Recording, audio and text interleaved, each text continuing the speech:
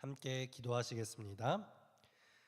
하늘에 계신 우리들의 아버지 하나님, 귀한 날을 허락하여 주시고 저희들이 이 시간 제자훈련 시간으로 다시 한번 모이게 하여 주시니 감사합니다. 주님, 이 시간 저희가 교회에 대하여 함께 연구하며 또 함께 교회가 감당해야 할 사명에 대하여 말씀을 나누고자 합니다. 성령 하나님, 이 자리에 친히 강림하시어 저희의 교사가 되어 주시옵시고 저희 마음속에 울림과 회개와 변화가 있게 하여 주시옵소서. 늘 왔다 갔다 하는 그런 나만의 교회가 아니라 주변 이웃들과 주님의 사랑과 복음을 나누는 그런 열려있는 교회 될 수 있도록 우리 성도들의 각각 삶을 함께 인도하여 주시옵소서. 저희들에게 베풀어 주신 은혜를 감사드리오며 예수 그리스도의 이름으로 간절히 기도드리옵나이다. 아멘.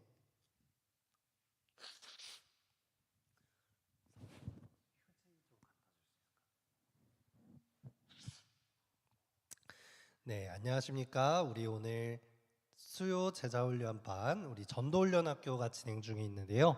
오늘은 12장 사명을 감당하는 교회라는 제목으로 함께 말씀을 나누려고 합니다.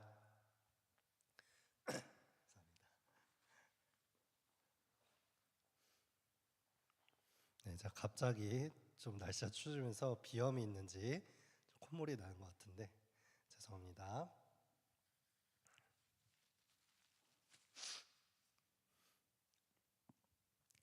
네, 사명을 감당하는 교회. 우리 오랜만에 제자훈련 시간을 통해서 이렇게 함께 모이게 되었습니다. 지난 전도훈련 학교를 진행하면서 우리 지난 10월 중순이었죠? 많은 구도자분들께서 또 교회를 방문해 주시고 침례자도 나오게 된 우리 전도회가 잘 준비되어서 우리 진행되었을 수 있었음에 하나님께 너무나도 감사드리고 수고해 주신 우리 성도님들께 감사드리게 되는 시간이었던 것 같습니다. 이제 어느새 연말이 가까워지는 시간이 되는 것 같습니다. 우리 오늘 이 시간을 통해서는 우리 교회가 다시 한번 우리 교회가 맡은 사명에 대해서 생각해 볼 수 있는 귀한 시간 되었으면 좋겠습니다. 지난 11과에서는 성령이 임하시면 이라는 제목으로 예수님께서 승천하시며 남기신 지상 명령과 오순절 성령 충만 사건을 통해서 성령이 임하시는 교회가 어떤 모습인가 하는 모습을 살펴보았습니다. 오늘도 그 내용에 이어지는 내용이라고 생각할 수 있겠는데요. 우리 성령 충만 사건 이후 생겨나기 시작한 초대교회 모습을 좀 더 살펴보면서 교회가 가져야 할 자세와 사명에 대하여 말씀을 나누고자 합니다. 여러분은 교회 하면 어떤 것들이 떠오르시나요? 어떤 생각들이나 어떤 단어들이 딱 떠오르십니까? 교회 하면 일단은 십자가가 세워져 있는 건물 혹은 뾰족하게 첨탑이 세워져 있는 어떤 기독교적인 활동을 하기 위해 지어진 건물을 떠올릴 수 있을 것입니다. 좀 더 교회에 대한 이해가 있으신 성도님들께서는 아마 교회는 건물이 아니라 에클레시아, 즉 하나님의 부르심을 받은 사람들이라는 생각도 떠오르실 것이고요. 또 교회에서 드려지는 예배 활동이 떠오를 수도 있겠습니다. 또 교회하면 아름다운 찬양 빼놓을 수 없겠죠. 아름다운 찬양과 음악들, 또 교회를 통해서 이루어지는 지역사회를 통해 이루어지는 봉사활동들과 여러 가지 사역들이 떠오를 수도 있겠습니다. 이 교회라고 하는 단어 안에는 정말 많은 것들이 포함되어 있는 그런 단어라고 할 수 있겠습니다.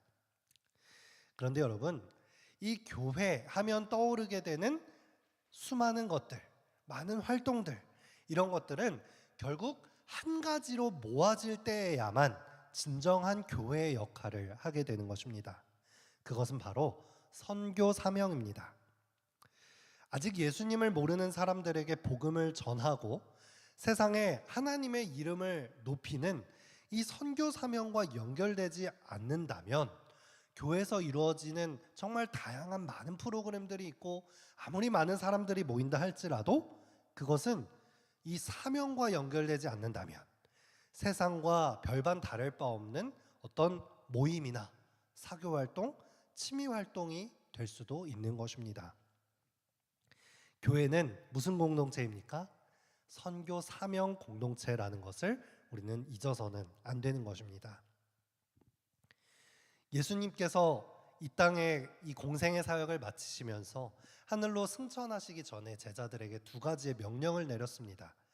어쩌면 이 명령을 기초로 하여 교회라는 공동체가 만들어지기 시작했고, 그렇기 때문에 예수님의 두 가지 명령은 교회를 부르시는 가장 기초적인 부르심과 사명이라고도 할 수 있습니다. 지금도 우리가 기억해야 할 사명이라고도 할 수 있겠죠. 첫 번째 명령은 어떤 명령이었습니까? 저희에게 분부하여 가라사대 예루살렘을 떠나지 말고 내게 들은 바 아버지의 약속하신 것을 기다리라 라고 하는 명령이었습니다. 기다리라. 아버지께서 약속하신 것이 무엇입니까? 성령 하나님이죠. 내가 가는 것을 두려워하거나 슬퍼하지 말아라. 내가 가면 보혜사 성령이 너희와 함께 하시는 성령의 시대가 올 것이다 라는 것을 약속하셨고, 성령이 임할 때까지 기도하며 기다리라 라는 명령을 하셨습니다. 두 번째 명령은 무엇입니까? 오직 성령이 너희에게 임하시면 너희가 권능을 받고 예루살렘과 온 유대와 사마리아와 땅끝까지 이르러 내 증인이 되리라 하시니라. 곧 복음을 증거하라 라고 하는 명령이었습니다. 즉 처음 교회가 생길 때부터 교회의 설립 목적이 무엇이었습니까? 성령을 받아서 전도를 하기 위한 선교 공동체였다는 것입니다. 성령 하나님을 기다리고 선교하라, 전도하라. 이 선교 명령에 불순종하는 교회는 결코 교회다운 교회가 될 수 없는 것입니다. 사도행전에는 이 명령 이후에 등장하는 두 개의 초대교회가 있습니다. 하나는 예루살렘 교회이고 하나는 안디옥 교회입니다. 사도행전을 통해서 우리는 비교적 자세히 이 교회의 배경과 또 상황들을 살펴볼 수 있는데요. 오늘 이 12과에서는 이 두 교회를 비교하면서 시작을 하고 있습니다. 예루살렘 교회와 안디옥 교회의 공통점은 무엇일까요? 공통점은 하나님께서 기다리라 라고 하는 명령을 잘 수행했다는 것입니다. 제자들이 이 마가의 다락방에 모여서 간절히 기도하는 가운데에 오순절 성령 충만 사건이 일어난 것이죠. 그리고 그 성령 충만 사건을 배경으로 하여 예루살렘 교회가 생겨난 것입니다. 그런데 이 두 번째 명령에서 차이가 나기 시작합니다. 땅끝까지 선교하라는 이 말씀에 예루살렘 교회는 순종하지 않았고 안디옥 교회는 순종하는 모습을 보여줍니다. 자, 먼저 예루살렘 교회를 살펴보겠습니다.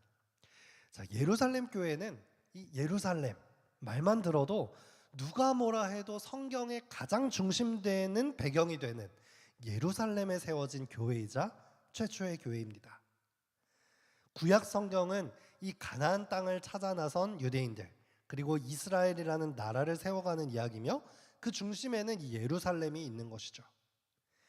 신약에 넘어와서도 예수님께서 이 땅에 오셔서 활동하신 무대가 되는 배경이 어디입니까? 예루살렘입니다. 이름만 들어도 아주 중심이 되고 핵심이 될 만한 그런 멋진 교회가 된 것이죠. 그런데 이 예루살렘 교회, 예수님과 직접 동행했던 사도들, 그보다 뛰어난 리더들이 있겠습니까? 예수님과 함께 공생애하며 기적을 경험하고 십자가의 죽음과 부활을 직접 목도했던 사도들이 지도자가 된 교회. 얼마나 든든하고 부응할 수밖에 없는 그 배경을 가진 것입니까? 이러한 지도자가 있는 교회가 정말 부럽기까지 한데요. 성령 충만 사건까지 경험하고 나니 정말 뜨거웠을 것입니다. 그런데 이상하게도 사도행전 초반부에는 이 예루살렘 교회가 생겨나고 성령 충만 사건이 일어나는 배경으로서 그려지지만 중반부와 후반부로 가면서 예루살렘 교회에 대한 내용은 없어집니다. 그리고 무대가 안디옥 교회와 바울의 선교 내용으로 이어지는 것을 볼 수 있죠. 그 이유는 이 두 번째 명령, 선교 명령에 순종하지 않은 교회가 되었기 때문일 것이다 라고 예상할 수 있는 것입니다. 예루살렘 교회는 초반에 이 사도행전에서 베드로가 이방인 고넬료의 집에 이 이상을 받은 이후에 이방인에게도 복음을 전해야겠다 하면서 복음을 전한 이후에는 이방인에 대한 선교가 끝이 납니다.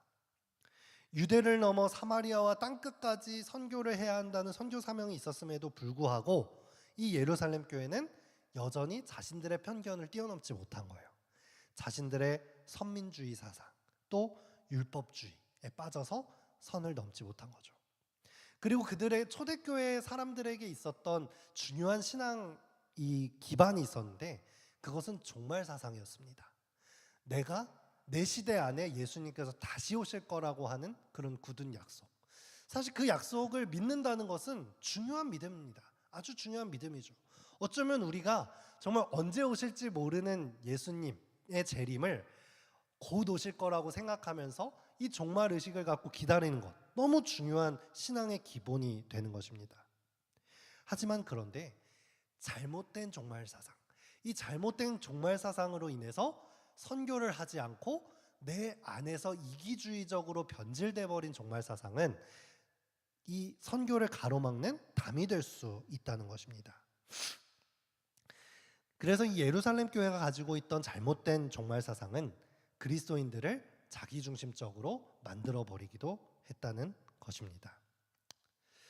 결국 예루살렘 교회에서 이루어졌던 기도, 말씀, 찬양, 떡을 떼는 것, 친교, 많은 것들이 이루어졌지만 그것이 선교로 이어지지 않았을 때에 모두 자기들끼리 모이고 재미를 느끼고 친교하는 데에 사용되어 버린 것입니다.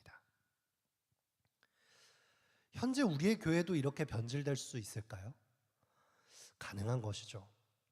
복음을 우리 안에만 가지고, 이 재림의 진리를 우리 안에만 가지고 우리끼리 예배하고 우리끼리 모이고 친교하는 데만 집중한다면 이 복음이 가져와야 할 진정한 기쁨, 이웃에게 그 복음이 전달되어서 다시금 다른 사람을 변화시키고 예수님께 돌아오게 할 수 있는 그 큰 기쁨을 맛보지 못할 수 있다는 것입니다.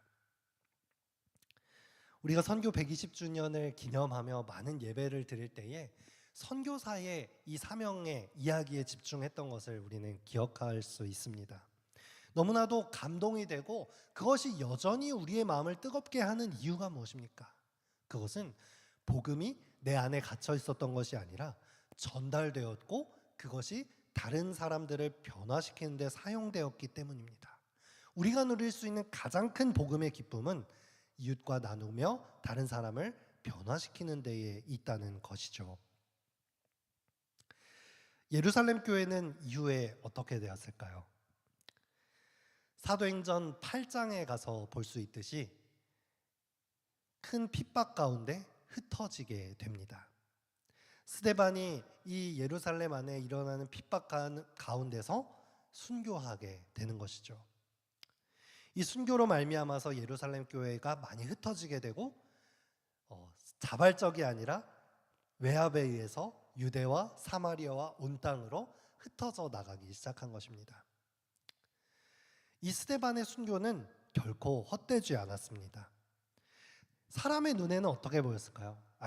그렇게 예수 믿더니 이렇게 핍박을 하니까 흩어져 버릴 수밖에 없구나. 세상의 권력이 승하고 교회가 패배한 것 같고 복음이 쓰러지는 것 같지만 하나님께서는 오히려 이 박해를 통해서 고여있던 예루살렘 교회를 흩트게 하신 것이죠. 이 고난과 핍박을 통해서 예루살렘 교회는 유대 지방을 넘어 더 많은 지방들의 복음이 속히 전해지는 데 큰 역할을 하게 되었습니다. 이렇게 선교의 국면이 전환되게 되었는데 한 가지 문제가 있었습니다.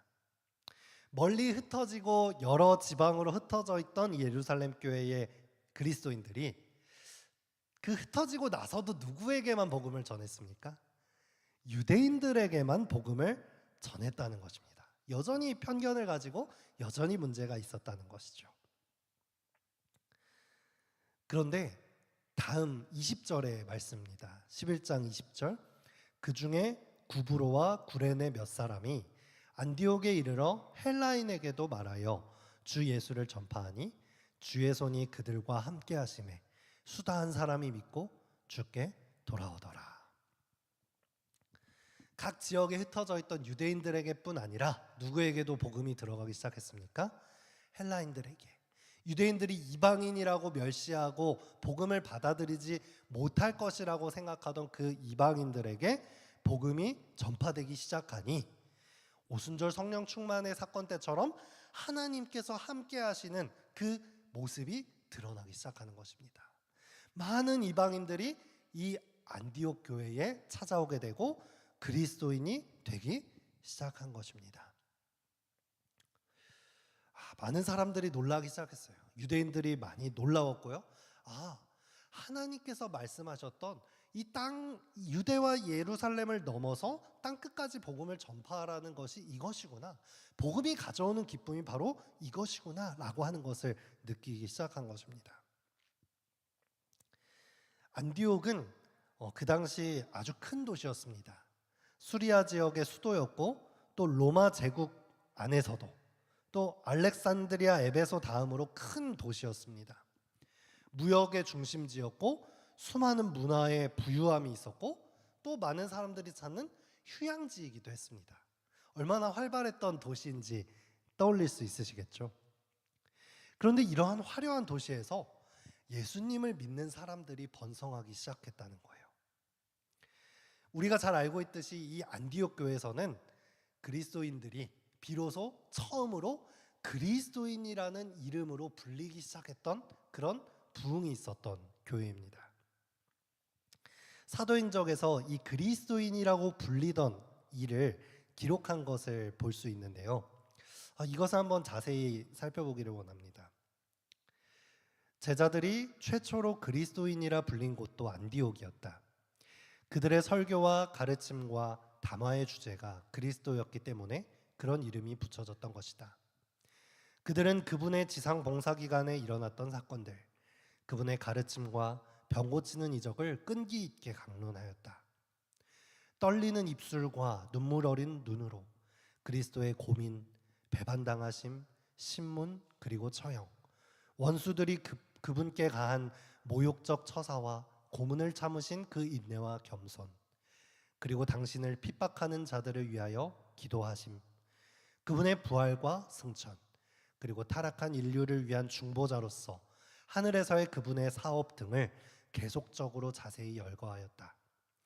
그들이 그리스도를 전파하고 그분을 통하여 하나님께 기도를 올리는 고로 이방인들이 그들을 그리스도인들이라 부르면 지당한 일이었다. 너무나도 감동적이지 않습니까?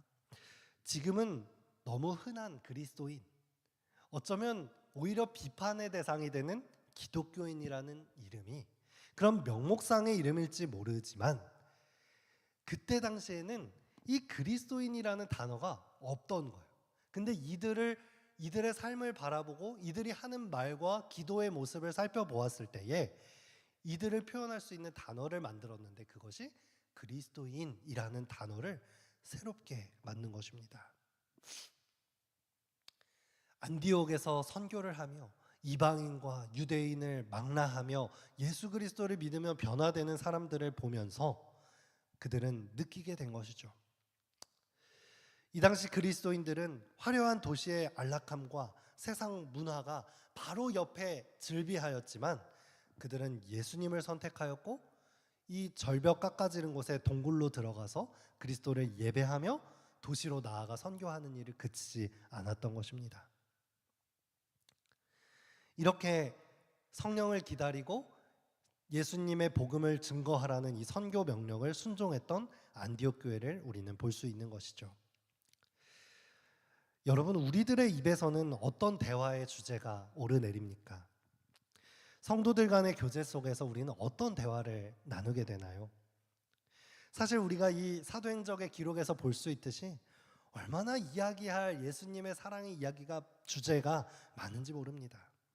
그런데 우리는 교회임에도 불구하고 온갖 세상 것들을 이야기할 때가 많습니다. 또 교회를 나가서 삶 속에서는 우리는 어떤 예수님의 사랑을 증거하면서 살아가고 있습니까? 교회를 떠나고 밖으로 나가는 순간 그리스도인인 것을, 재림교인인 것을 티내지 않고 그냥 세상과 별다를 바 없이 살아가고 있지는 않은가요? 우리는 안디옥 교회를 통해서 배울 수 있는 것입니다. 이 이후에 안디옥 교회는 신약 성경의 중요한 배경이 되고 선교의 본부가 됩니다. 우리가 안디옥 교회의 몇 가지 특징을 더 살펴보도록 하겠습니다. 우리는 이 안디옥 교회를 통해서 많은 것들을 배울 수 있는데요. 안디옥 교회는 첫 번째로 사람을 세우는 교회였습니다. 안디옥 교회가 이렇게 선교가 잘 이루어지고 이방인에게도 복음이 전파되기 시작했다는 이 소식은 예루살렘 교회에도 전달되었습니다. 그래서 이 예루살렘 교회는 적지 않은 충격을 받으면서 안디옥 교회처럼 변화되기 시작했고, 이 예루살렘 교회는 한 지도자를 안디옥 교회에 파송하게 됩니다. 그것은 바로 바나바입니다. 얼마 전에 우리 전도사님께서 이 바울을 만난 사람 바나바에 대해서 잘 설교를 해주셨는데요. 바나바는 왜 안디옥 교회로 가게 되었느냐면 구브로 출신으로서 똑똑하고 부자였던 사람입니다. 그리고 더 중요한 것은 헬라어를 할 줄 아는 유대인이었다는 것입니다. 그리고 그리스도인이었겠죠. 그래서 그는 안디옥 교회로 파송을 받은 것입니다. 그리고 지도자가 되어서 안디옥 교회를 잘 치리하였습니다. 바나바의 성품은 성경에서 말하기를 착한 사람이요 성령과 믿음이 충만한 자라 이렇게 말합니다. 성경에 이렇게 기록되었다고 하니 얼마나 영광스러운 일입니까? 정말로 착하고 믿음이 충만한 사람이었다는 것을 우리가 인정할 수밖에 없는 것이죠. 바나바가 이렇게 부흥하고 있던 안디옥 교회에 도착하고 나니 그 교회가 지도력이 생기고 조직을 갖추면서 더 많은 무리가 예수님께 돌아오는 역사가 일어난 것입니다. 이렇게 복음 사업이 점점 확장되고 교회가 커지고 사람이 많아질 때에 교회가 빠지기 쉬운 함정이 있습니다. 그것은 지도자를 키우지 않는다는 함정에 빠질 수가 있다는 것입니다. 지도력을 독점하고 사역자들이 호의호식하고 이렇게 부유하고 커진 교회가 마치 나 자신이 이뤄낸 것인 양 생각하게 되는 것입니다. 우리나라의 개신교 안에서 일어나는 문제 중에 하나가 이 대형 교회의 세습 문제입니다. 많은 사람들이 이런 기독교의 행태를 보면서 많은 이 목회자들이 권력과 재산에 대한 욕심을 가지고 있는 모습을 보면서 이 기독교 자체에 대한 실망을 갖게 되는 것입니다. 그런데 안디옥 교회는 그렇지 않았습니다. 지도자로 세워졌던 바나바가 이 안디옥 교회의 부흥을 이끌었지만 그것을 자신의 공으로 여기지 않고 이 지도력을 나누기를 원했고 그 다음 이 교회를 이끌어갈 사람을 키우기를 원했던 것입니다. 나만 잘나서 나의 재능과 나의 재력을 자랑하는 것이 아니라 다른 사람들과 협력하기를 원했던 것이죠. 그래서 바나바는 그때 당시 고향으로 낙향하여서 10년 동안이나 잊혀져 있던 이 사도 사울을 찾아가게 됩니다. 다소는 굉장히 먼 곳에 있었고 이 사울을 찾으러 다소에 갔다라고 하는 이 성경의 기록은 아마 이 사울을 찾기 위해서 수소문하는 모습을 볼 수 있는 것입니다. 지금 우리 교회에 이 사울이 필요할 텐데, 정말 이 유대인적으로도 뛰어난 학식을 가지고 있고 헬라어에도 능통한 이 사도 바울이 우리 교회에 온다면 우리 교회가 다시금 또 부흥할 수 있을 텐데, 정말 구석에 감춰져 있던 사람까지도 찾아내어서 양육하고자 하는 마음을 가지고 있던 것이 안디옥 교회였던 것입니다. 사실 사도 바울이 이 초대교회에 함께하기 얼마나 어려운 사람인지 알고 계시죠? 많은 가족들, 그들의 가족이었을 것입니다. 그리스도를 믿는다는 이유만으로도 핍박하고 그들을 핍박하러 찾아다니던 사람을 한 교회의 지도자로 영입할 만큼 열려있고 사람을 발굴하는 데에 진심이었던 교회였던 것입니다. 두 번째로 안디옥 교회는 어떤 교회였을까요? 바로 구제하는 교회였습니다.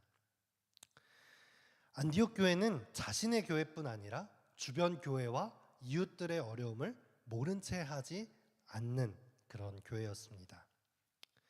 성경을 살펴보면 그때 당시에 큰 흉년이 들었던 것을 알 수 있습니다. 사도행전 11장 28절인데요. 그 중에 아가보라 하는 한 사람이 일어나 성령으로 말하되 천하가 크게 흉년 들리라 하더니 글라우디오 때에 그렇게 되니라. 안디옥 교회에서 활동하던 아가보라고 하는 한 사람이 이 예언을 하게 된 것이죠. 천하가 크게 흉년이 들 것이다. 이렇게 흉년이 들었을 때에 흉년이 들 것이다 라는 것을 들었을 때에 안디옥 교회는 어떤 선택을 했을까요? 자, 앞으로 흉년이 다가온다 하면 어떤 것을 하시겠습니까? 그렇죠. 준비해야죠. 양식을 비축하고 재정을 비축하면서 흉년을 준비해야 할 것입니다. 그런데 안디옥 교회는 자신들뿐 아니라 이웃들을 위한 비축을 하기 시작합니다. 제자들이 각각 그 힘대로 유대에 사는 형제들에게 부조를 보내기로 작정하고 이를 실행하여 바나바와 사울의 손으로 장로들에게 보내니라. 자, 여기서 제자들이라고 하는 것은 그 예수님의 12제자가 아닙니다. 이 안디옥 교회에서 활동하던 새롭게 그리스도인의 이 지도자들이 되었던 그 제자들이 안디옥 교회에서 활동하던 제자들입니다. 그 그리스도인들이 각각 그 힘대로, 이 말뜻이 무엇입니까? 자신의 형편에 맞게 힘이 닿는 대로 이 아가보의 예언을 들으면서 흉년을 대비하면서 돈과 양식을 미리 모아놓기 시작한 것입니다. 이것은 자신들만을 위한 일이 아니었고 이웃을 위한 일이었다는 것이죠. 이것은 성경에 기록된 첫 번째 모금 활동입니다. 안디옥에 있는 유대인 그리스도인들 또 이방인 그리스도인들 할 것 없이 적극적으로 바나바와 바울은 이 모금 활동을 장려했을 것입니다. 이 일을 통해서 아마 그들은 더 마음을 하나로 연합할 수 있었을 거예요. 그래, 우리가 연합하여 내가 가진 작은 것이라고 할지라도 이것이 비축되었을 때에 또 이웃들에게 이것이 사용되고 다른 교회에 도움을 주었을 때에 이 흩어진 교회들이 얼마나 하나로 합쳐질 수 있을까? 얼마나 하나님의 복음이 선포될 수 있을까? 기대하는 마음으로 그들은 모금 활동을 한 것이죠. 그리고 흉년이 들었을 때, 흉년이 결국 찾아왔을 때 어떻게 했습니까? 바나바와 사울의 손에 들어서 예루살렘 교회를 돕는 일을 하게 된 것입니다. 아마 이 일을 통해서 예루살렘 교회는 오히려 저 이방인들이 모여있는 교회 이렇게 손가락질 하던 것을 멈추고 나의 형제 교회로 받아들이고 또 이방인들을 위한 선교하는 마음을 더 가질 수 있는 그런 변곡점이 되었을 것이라 예상할 수 있습니다. 왜냐하면 이후에도 바울은 자신의 선교 여행 가운데 자주 모금 활동과 구제 활동을 통해서 효과적으로 선교를 계속해서 했던 것을 볼 때에 이것이 성도들을 연합시키고 이방인 교회들을 또 이 예루살렘 유대인들과 연합시키는 데에 잘 사용되었다는 것을 우리는 예상해 볼 수 있는 것이죠. 이처럼 우리의 이 구제 활동, 다른 이웃들을 돕고 또 다른 교회를 돕는 일은 정말 우리의 신앙생활에 중요한 역할을 합니다. 이 구제 활동을 함으로써 성도 간의 연합을 이룰 수 있는 것입니다. 늘 설교 말씀으로만 선포되던 이런 말로만 공부하는 것이 아니라 하나님의 사랑을 직접 내 힘으로, 우리 힘으로 보여줄 수 있고 전할 수 있는 너무나도 귀한 사역이 구제의 사역인 것입니다. 우리 저번 주였죠. 우리 교회에서는 이 딸기원 마을에 가서 연탄 봉사를 하였습니다. 우리 모든 성도님들이 내주신 또 도르가 헌금, 또 도르가회에서 열심히 활동하여 마련한 자금으로 우리 연탄을 마련하였고요. 이 연탄이 우리 목회실뿐만 아니라 도르가 집사님들, 또 장로님, 30대 반, 청년반, 학생반 다양한 세대가 함께 모여서 한마음 한뜻으로 봉사를 하였습니다. 우리가 여러 세대가 연합하여서 함께 이 마음을 맞추기 위해서 얼마나 많은 프로그램들을 진행합니까? 뭐 소풍도 갈 수 있고 연합 예배를 하기도 하고 많은 활동들을 하지만 이렇게 함께 봉사하고 구제하는 것만큼이나 이 연합할 수 있게 하는 것은 없다고 생각합니다. 같은 마음으로 이 예수님의 사랑을 전달했을 때, 그 상대방에게 전해지는 이 복음의 힘을 느꼈을 때에는 우리 모두가 한 마음 한 뜻이 될 수밖에 없는 것이죠. 우리 교문리교회 도르가회가 이렇게 열심히 활동하고 또 지역사회에 쌀도 나누고 반찬도 나누고 또 봉사가 필요한 곳에 봉사를 가고 이렇게 열심히 활동하는 것은 정말 의미 있는 일이라고 생각합니다. 모든 교회에 도르가회가 다 있을 것입니다. 그렇죠? 그런데 모두가 이렇게 열심히 활동하지는 못한다는 것이 현실입니다. 그런데 우리가 이 안디옥 교회를 통해서 배울 수 있는 것은 우리가 넉넉하기 때문에 나누는 것이 아닙니다. 내가 없기 때문에 나중에 뭐 많이 돈을 벌면 힘이 생기면 그때 구제하겠다가 아니라 하나님의 사랑을 조금이라도 표현하기 위해서 십시일반 나의 힘이 닿는 대로, 나의 형편에 맞는 대로 구제 활동을 일단 실천할 수 있는 것, 그 사명을 감당할 때에 우리는 올바른 교회가 될 수 있는 것입니다. 자, 마지막으로 세 번째입니다. 우리가 안디옥 교회를 통해서 배울 수 있는 사명은 선교하는 교회였다는 것입니다. 사도행전 13장 1절에는 이 안디옥 교회를 이끌었던 지도자들의 이름들이 등장합니다.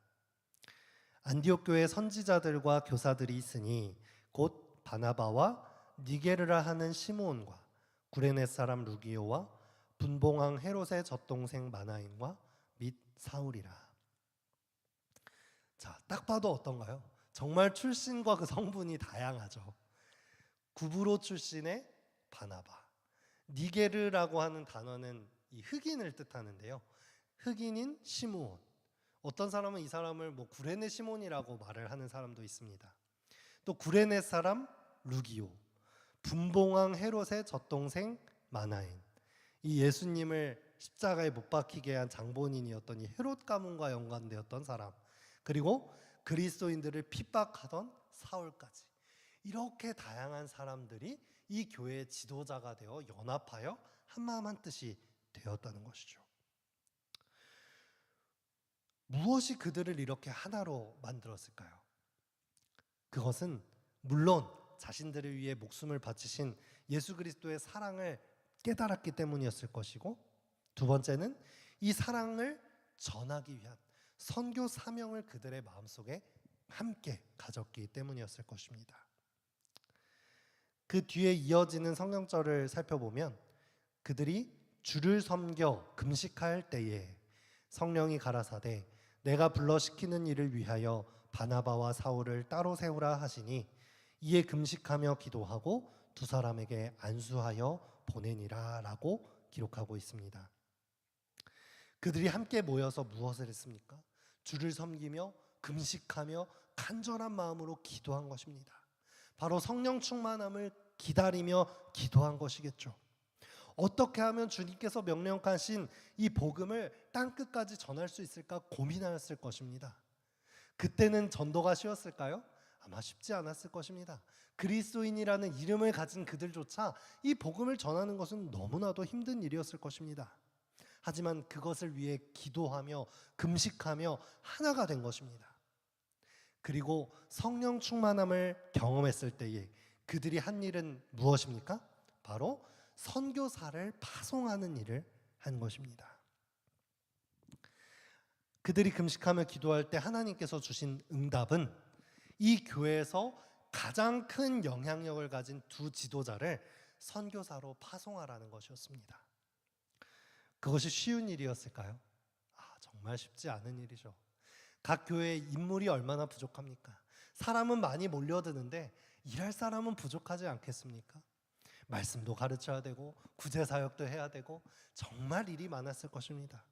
그런데 그 와중에 그들을 지도하던 바나바와 사울을 선교사로 파송해라. 그들은 또다시 금식하며, 얼마나 그것이 그들에게 힘들었을지 보이죠?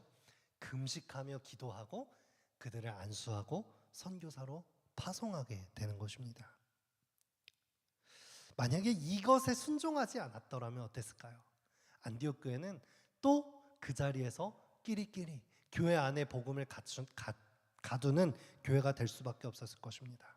하지만 이 선교 사명에 순종하고 동참하였을 때에 안디옥 교회는 선교사의 본부가 되었고, 이 신약 성경의 배경이 되었고, 예루살렘과 유대와 사마리아를 넘어 드디어 이 튀르키예 지역과 유럽 대륙까지 복음을 전파하는 놀라운 선교 사명의 시작을 알리게 된 것입니다.